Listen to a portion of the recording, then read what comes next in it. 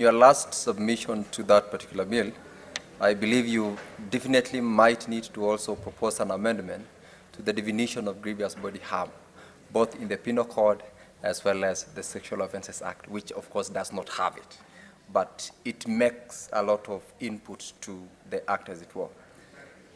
Honorable members, I have Senator Oburu Odinga. Proceed. Thank you, Mr. Speaker, for this opportunity. Mr. Speaker, this is a very, very important bill because, Mr. Speaker, it provides for about a girl child who is in school, and sometimes, Mr. Speaker, these young people get, these girls get pregnant without much ado, because sometimes they're just playing with their peers, and when they play with their peers and they are in that adolescent stage, you find that without any bad intention, you find that the girl is pregnant. What sort of play are you referring to, Senator Oburu? What sort of play are you referring to? Well, I'm referring, Mr. Speaker, to general play of children. When children interact in school and they are of opposite sexes, Mr. Speaker, those plays could be many and varied, but they include some which can cause pregnancy. Mr. Speaker, this is what I mean. And Mr. Speaker, when these girls become pregnant, there is a big, big stigma. There is a big stigma because there are parents who love their girls so much, they believe in their girls so much, with so much love and emotions, that they don't expect to see their child. They don't even expect that their child could involve herself in such a game. And Mr. Speaker, because of this stigma, sometimes you find some girls even commit suicide. Because of fear of the parents, they fear the consequences, they fear. And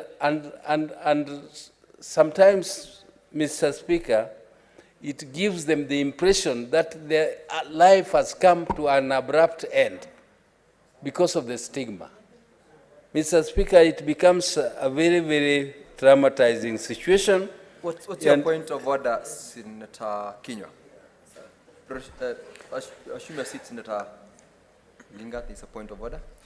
Mr. Speaker, I would hate to interrupt my senior, but for record, he is a senior member of our society, and I respect that's why he's choosing his words very well. But Mr. Speaker, he's talking about play. He's talking about a game, and in the same sense, then he talks about stigma, Mr. Speaker.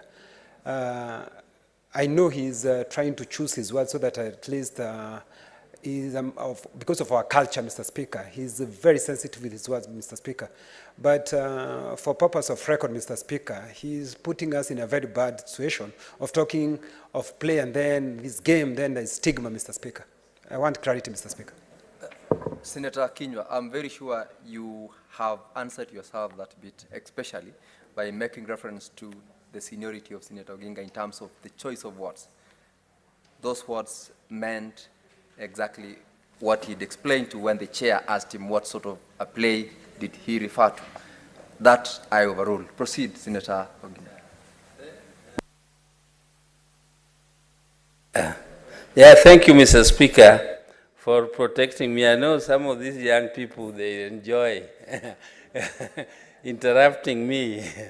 I don't know whether it is because they also want me to know them. You know, it's good to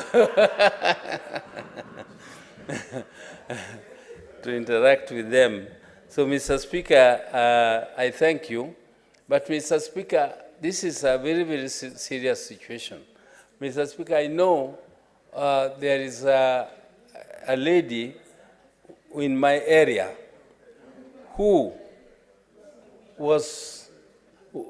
slept out of their home for one night.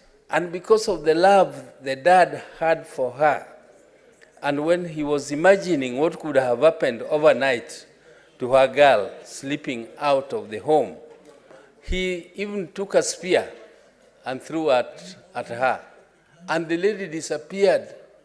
And that is those old days, Mr. Speaker. And the lady disappeared and only came back after 35 years with the children who are almost that age, 35 years, when her father died. Because of the culture, our society would really not want their girls, particularly my community where I come from. We used to respect virginity. We used to expect that our girls would be married when they are virgin.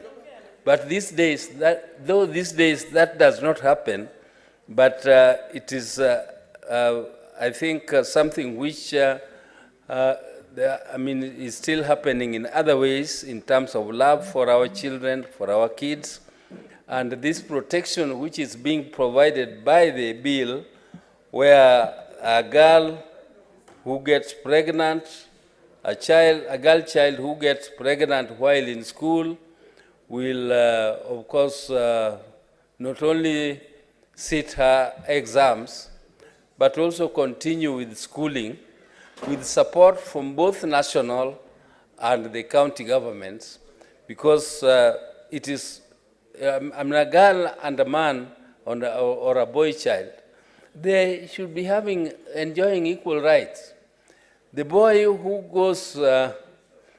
causes that damage to that girl goes scotch-free and continues with his education or her education unhindered, whereas the girl goes through stigma, through trauma, and through all that suffering. So the girl must be given all sorts of support by the society so that she can continue to get her education, to get her rights, and be very useful in society. Because when you educate a girl, you educate the nation. When you educate a boy, sometimes these boys are just around you. They want your property. Some of them even kill their parents. But the girls, they are very supportive. Me, I love my girls.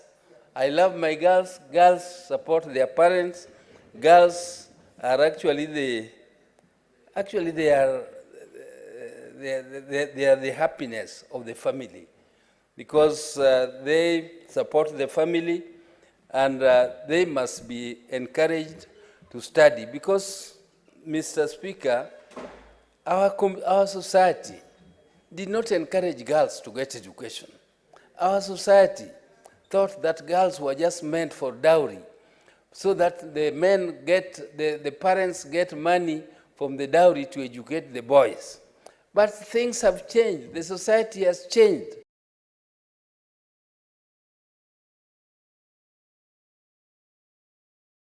Money, not for getting dowry, but for actually getting or contributing to the development of the nation, equally or even better than the men sex, Mr. Speaker.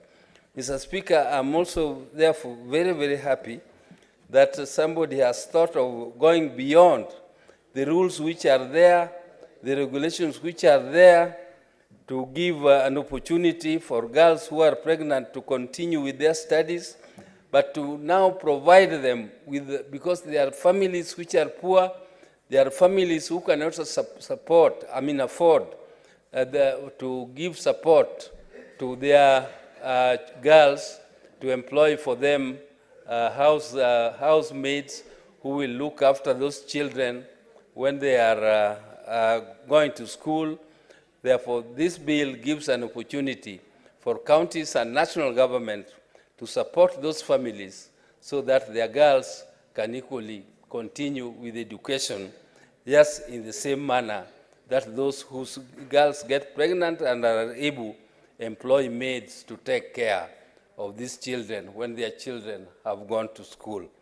Mr. Speaker, I don't want to speak much more on this one, but I hope that this bill will be passed by the House so that it goes to support those families whose girls become unfortunate, and then our society should also be educated to avoid stigma, and also parents to be educated to accept their girls who get, into such situations, so that they don't stigmatize them and they don't make these girls feel useless and feel unwanted.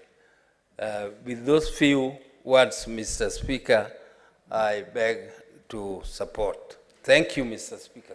Thank you very much, Senator Oburu. The 21st definition of housemaid, they say lately, is house manager. I thought that would be very important.